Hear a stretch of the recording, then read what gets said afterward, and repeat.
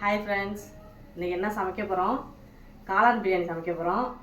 என்னென்ன போடுறதுன்னு பார்த்துடலாமா? வாங்க பார்க்கலாம். காளான் நறுக்கி வச்சுருக்கோம். புதினா, கொத்தமல்லி, பெரிய வெங்காயம் ஒரு 4 வெங்காயம், தக்காளி 3 தக்காளி, தயிர், கறி மசாலா தூள், நெய், இந்த ஸ்பைசஸ் இருக்கும்ல அது, இஞ்சி பூண்டு பேஸ்ட்டு, உப்பு, அரிசி ஊற வச்சு ஏற்கனவே வச்சுட்டேன், கடலெண்ணெய் எல்லாமே தாளித்து விட்டுடலாமா?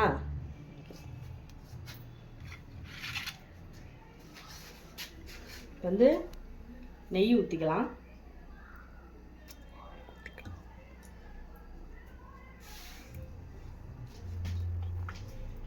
கொஞ்சம் நெய் ஊற்றிட்டு கொஞ்சம் எண்ணெய் ஊற்றிக்கலாம்.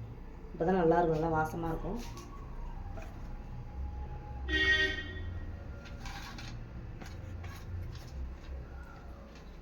எண்ணெய் காஞ்சோன்னே இந்த ஸ்பைசஸ்லாம் போட்டுக்கலாம். இந்த பட்டை, கிராம்பு, ஏலக்காய், ஜாதிபத்திரி, கல்பாசி, கிராம்பு எல்லாம் இருக்குது. எல்லாத்தையும் போட்டுக்கலாமா?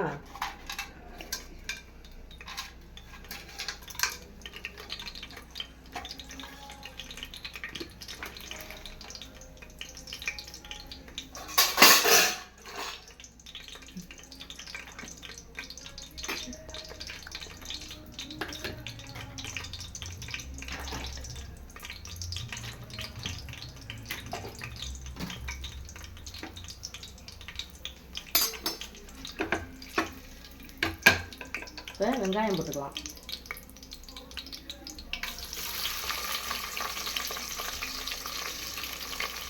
இந்த பச்சை மிளகாய் போட்டுக்கலாம்.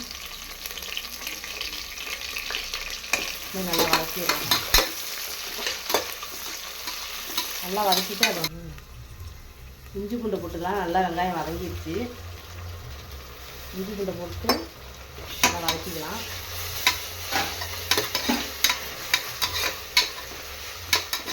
வதக்கிட்டு தக்காளி போட்டுக்கலாம்.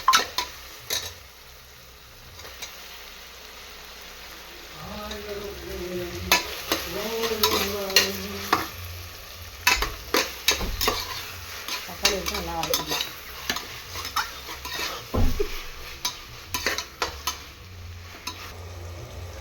எடுத்து நல்லா தக்காளி வதங்கிடுச்சு. புதினா, கொத்தமல்லி இதெல்லாம் போட்டுக்குவோம். வதக்கிக்கிட்டு வதக்கிக்குவோம். அதோட காளான் அரைஞ்சிட்டு காளானையும் போட்டுக்குவோம்.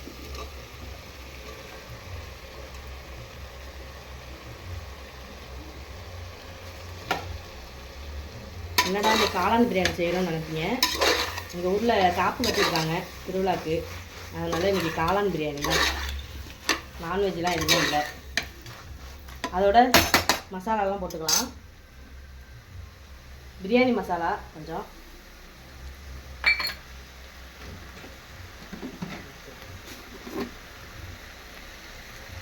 மிளகாத்தூள் கொஞ்சம், காரத்துக்கு ஏற்ப போட்டுக்கணும்.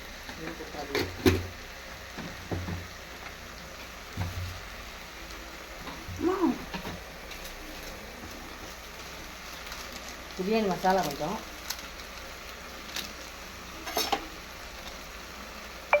தயிர் வேணுங்கிற அளவு தயிர் ஊற்றிக்கணும்.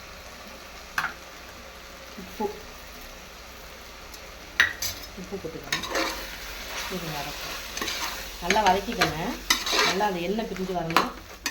நல்லா வதக்கிக்கோங்க. அதெல்லாம் நல்லாயிருக்கும்.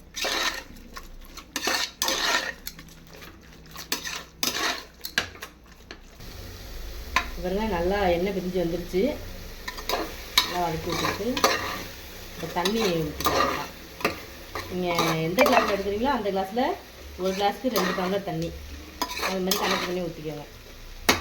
நான் அது மாதிரி தான் கணக்கு பண்ணி எடுத்துக்கிட்டேன். நான் இந்த ஒரு கிண்ணத்தில் 1 கிண்ணம் அரிசி எடுத்துக்கிட்டேன். 2 கிண்ணம் ஊற்றிக்கிறேன். 1 கிண்ணம்,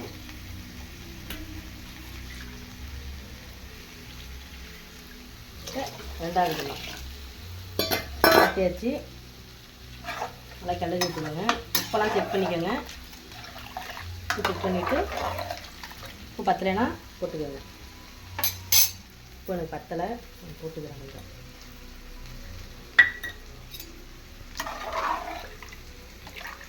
அப்படியே ஒரு 5 நிமிஷம் கொதிக்கட்டும். கொதித்தோன்னே நம்ம அரிசியை போட்டு மூடி வச்சிடலாம். ஓகே, நல்லா கொதிச்சிருச்சு. இப்போ லெமன் அதிலே புளிஞ்சு விட்டுக்குவோம். மறந்துட்டேன் ஃபஸ்ட்டு சொல்கிறதுக்கு. லெமன் புளிஞ்சால் நல்லாயிருக்கும். பாதி லெமன் போதும். நல்லா கொதிச்சிருச்சு. இப்போ அரிசியை போட்டுக்கலாம்.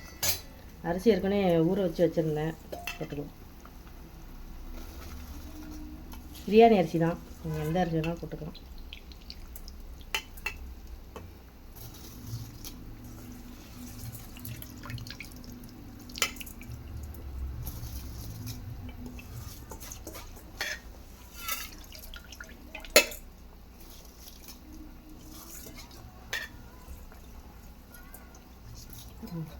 போட்டாச்சு.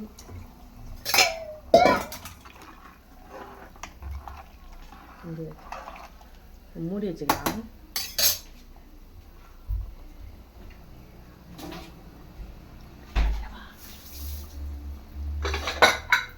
அப்படியே மூடிடலாம்.